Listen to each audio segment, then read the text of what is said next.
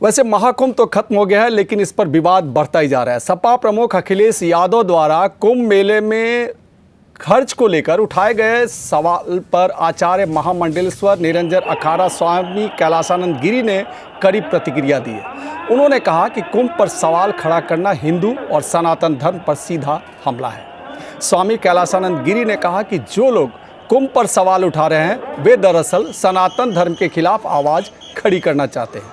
करोड़ों श्रद्धालु कुंभ में स्नान करने आते हैं, जिससे यह साबित होता है कि हिंदू और सनातनी अब जाग चुके हैं। उनके खिलाफ बयान देना न केवल सनातनियों के खिलाफ है, बल्कि देश हित के भी खिलाफ है। 2021 के हरिद्वार कुंभ को लेकर अखिलेश यादव ने कहा था कि वहीं से कोरोना वायरस फैला था।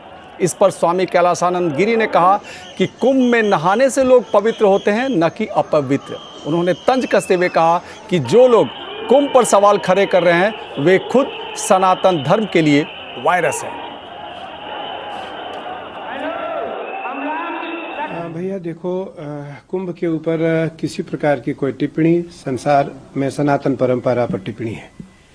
कुंभ पर किसी प्रकार का कोई वाणी के रूप में, वाणी के द्वारा कुठाराघात सनातन पर कुठाराघात है। आज पूरा देश ही नहीं, पूरी दुनिया इस बात को मानने को तैयार है कि महाकुंभ अभूतपूर्व हुआ, अवर्णनीय हुआ, अकल्पनीय हुआ, कल्पना से परे हुआ और इसकी कोई सीमा नहीं है। वह शब्दों से वर्णन कर पाना संभव नहीं है। और अगर केंद्र में प्रधानमंत्री नरेंद्र मोदी जी नहीं होते, उत्तर प्रदेश में योगी आदित्यनाथ नहीं होते, तो निसंदेह यह कुंभ इस प्रकार से संभव हो पाना मुश्किल था। इसलिए सनातन परंपरा का राजा होने के कारण सनातन आज शीर्षस्थ पर है और शीर्ष पर सनातन है।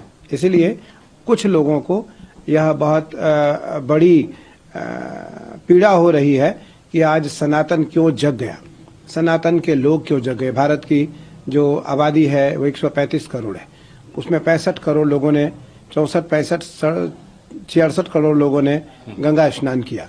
मुझे लगता है कि आधी आबादी से ऊपर लोगों ने स्नान किया और जो सनातनी हैं उन 65 करोड़ सनातनियों में 15, 20, 25, 50 लाख बाहर के लोग थे, बाकी सब भारत के लोग थे।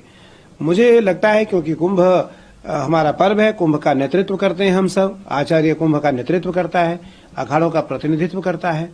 मुझे लगता है कि यह ऐतिहासिक पल था, ऐतिहासिक क्षण था और देवताओं को भी दुर्लभ था, देवताओं को भी यह क्षण दुर्लभ था। इसलिए कोई भी हो, मैं किसी का बिना नाम लिए कहना चाहूँगा कि टिप्पणी और किसी प्रकार की पीड़ादायक शब्दों का प्रयोग कुंभ को लेकर के न करें, नहीं तो निसंदेह सनातन में आपका नुकसान होगा, भारत में आपका नुकसान होगा।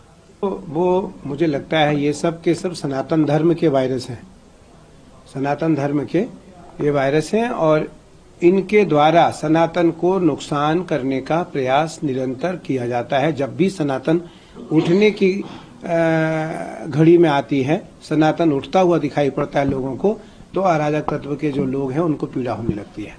कभी कुंभ से, मैं कह रहा हूँ आप राजनेताओं से पीड़ा करो ना, राजनेताओं से प्रतिद्वंद्विता रखो। सनातन तो साधुओं का है, सनातन कुंभ तो साधुओं का है, कुंभ सनातनियों का है, कुंभ अखाड़ों का है। आप कुंभ पर कुठाराघात करके अखाड़ों पर कुठाराघात कर रहे हैं, आप कुंभ पर कुठाराघात करके संतों पर कुठाराघात कर रहे हैं, आप कुंभ पर कुठाराघात करके सनातनियों पर कुठाराघात कर रहे हैं।